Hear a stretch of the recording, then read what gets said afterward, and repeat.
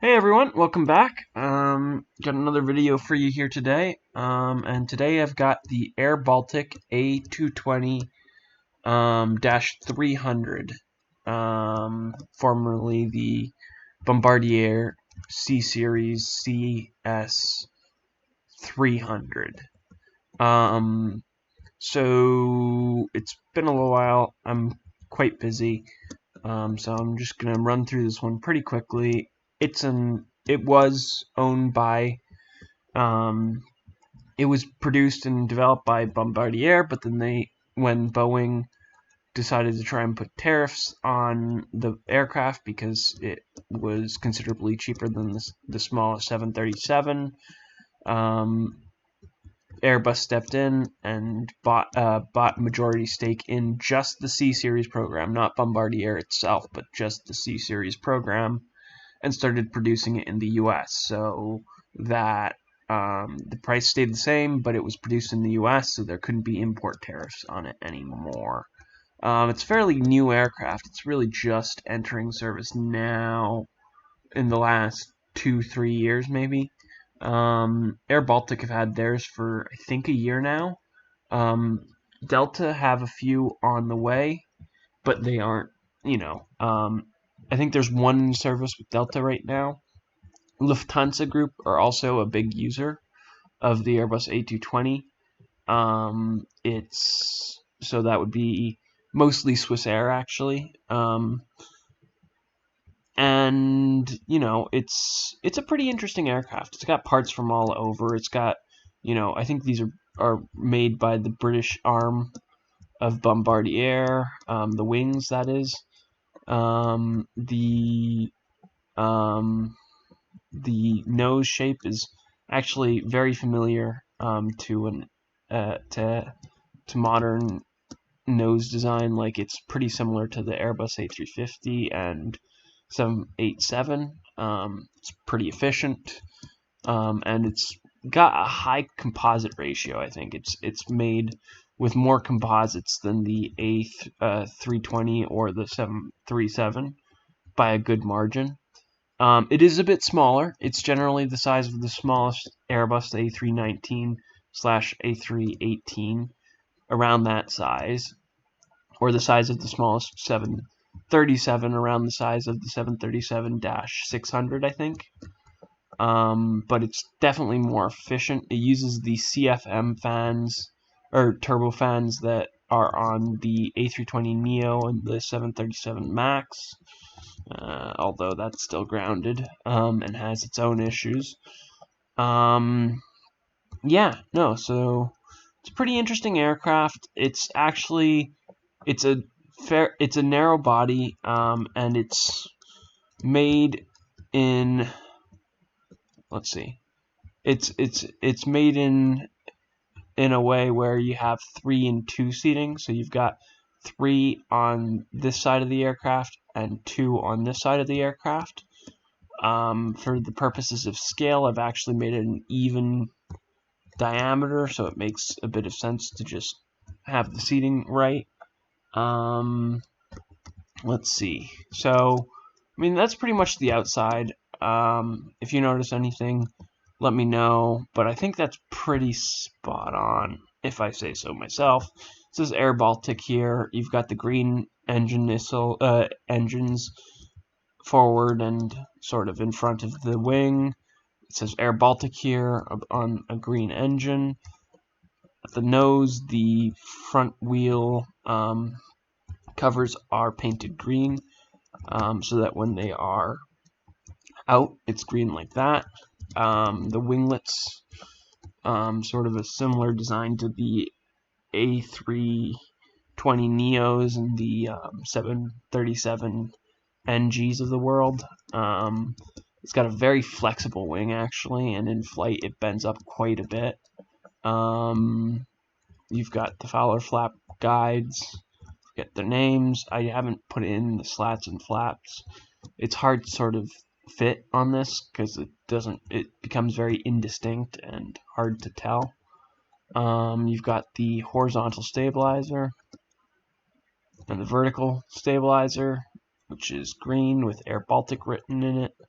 on it like that. You've got the APU exhaust. Yeah, that's basically it. It's got the oh, I forgot what Baltic state it's from. I think it's Lithuania. I'm probably wrong on that actually, but it's got the flag of its the nation it's based in. It's got its registration. Sorry, and I think this is an EU flag they have on it. It's been a while since I made this one, so I'm kind of forgetful. On the bottom, you can see the wheels. It's such a small aircraft that it didn't make sense, and it's so low to the ground. The landing gear don't move up that much that you just couldn't really have covers, I don't think, or it was inefficient. So they're exposed like they are on the 737. But yeah, it's not a problem realistically on a plane that's flying short routes as this would be doing. You know, it's got a decent range though. I think it's pretty good for a plane of its size. I think it's about 100 passengers. So let's go inside and take a look and see what the interior is like. Alright, so there we go. So now we're inside the aircraft. This is the entrance you would normally enter from.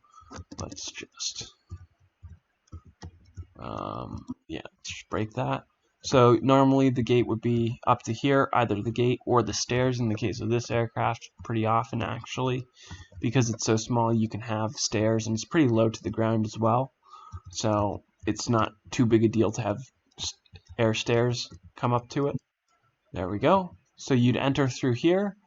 This would be the main entrance, and going across you have the galley, and this would be the door that would be used to load the galley basically before flight. Make sure there's in-flight refreshments and all that.